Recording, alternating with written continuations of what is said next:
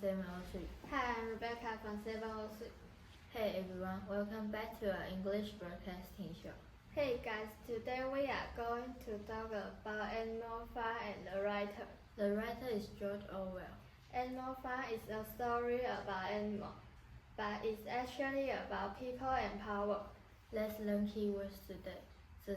Society, 社会 government, 政府 leader, 领导者 leadership, 领导 politics, 政治 freedom, 自由 experience, 经验 equal, 平等的 truth, 事实 power.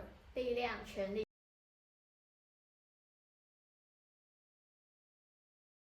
Let's talk a little about George Orwell's life. Sure, he was born in 1903. When he was young, he really liked reading and writing. But at one time, he worked as a police officer. But he didn't like his work there. So he quit his job. And after that, he was actually very poor. Really poor. He lived in the small rooms and worked many simple jobs. But those experiences helped him understand how society works. Later, he also joined a war in Spain. During the war, he saw many lies and political tricks. That made him think a lot about power and government. And those ideas later became stories in his books. One of his most famous books is Animal Farm. At first, it looks like a simple animal story. But actually, it talks about leadership, power, and corruption. Let's watch the story of Animal Farm. The sun has set on another day at Manor Farm. Up until this moment, Manor Farm has been like any other farm in England, but something extraordinary is about to happen. After Mr. Jones, the owner of the farm, has drunkenly stumbled off to bed, the animals begin to stir. Old Major, the prize boar, had a strange dream last night and must speak with all the animals. Under cover of darkness, the animals gather in the big barn to hear what Old Major has to say. This is quite an occasion. Old Major begins his lengthy speech with some sad news. His life is coming to an end. But he's had a long life and spent a great deal of it in deep thought. He's troubled by the nature of the lives of English farm animals, short, miserable, and exhausting. They are underfed, worked until their bodies collapse, and then cruelly slaughtered. Old Major questions why they should accept this terrible injustice. The land is fertile enough to support them all, so why don't they all live in luxury? The answer? The tyranny of man. Remove man, and life on the farm would be paradise. Old Major calls on the animals to unite as comrades and rebel. However long it takes, they must pass on his message and keep struggling until man is overthrown. He commands the animals to never adopt man's ways and to uphold brotherhood and equality. Old Major then teaches the animals the song that came to him in his dream the previous night. It's called Beasts of England, and it becomes their anthem. The animals sing it 5 times through until Mr. Jones, hearing the uproar, fires a shotgun towards the barn. Quick!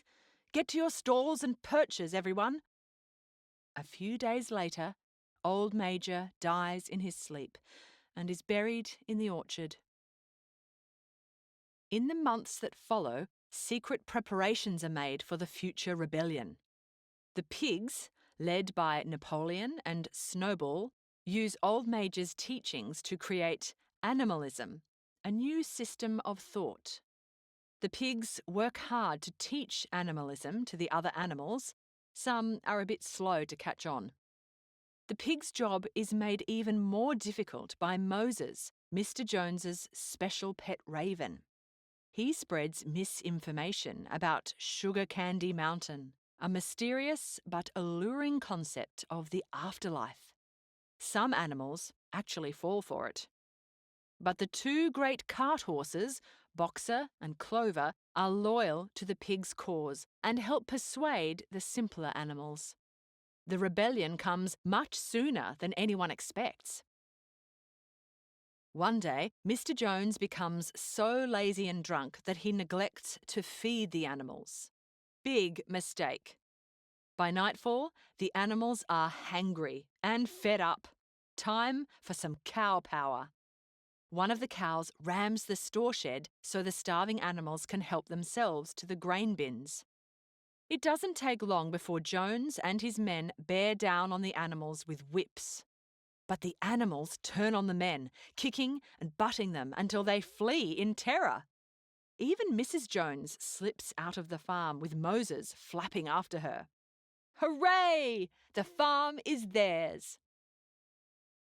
After a victory lap of the farm, the animals destroy all tools that were used to control, degrade, and abuse them.